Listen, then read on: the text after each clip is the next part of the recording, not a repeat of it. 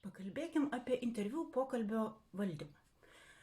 Jeigu nusprendėte patys rinktis auklės, tai pirmiausia, aš jums išrašau diplomą už kantrybę, o paskui turėkite omeny, kad bus žmonių, kurie jūs pradės išnaudoti kaip psichologą. Tai yra, kad skambins ir pasakos savo istorijas, savo bėdas ir taip toliau, visiškai negalvodami apie tai, kad kreipiasi dėl darbo, o tiesiog norėdami gauti nemokamą dėmesį.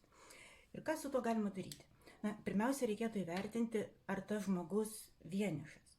Gali būti, kad tiesiog jis labai mažai bendravo ir šiuo metu pradėjo skambinti ir tada jam labai reikia daug dėmesio. Reikia tiesiog įvertinti, ar tam žmogui užteks 1-2 pokalbių ir jis po to dirbdamas jau visiškai nusiramins, ar tikrai neužteks ir jis dominuos ir tai visiškai netinkama kandidatė. Kitas dalykas, auklės tą dažnai daro iš baimės. Tai jos pagalvoja, ką jos kalbės, kai jums paskambins, pasiruošia ir tada jau varo savo litaniją visiškai negirdėdami jūsų. Atskirti, kur ten vienas ar kitas variantas tikrai vertėtų. Taip pat reikia turėti omeny, kad su aukle nereikėtų ilgai kalbėti telefonu.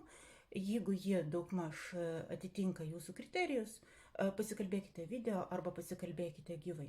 Taip tikrai gausite daug daugiau gerų kandidačių ir neatmesite tinkamų.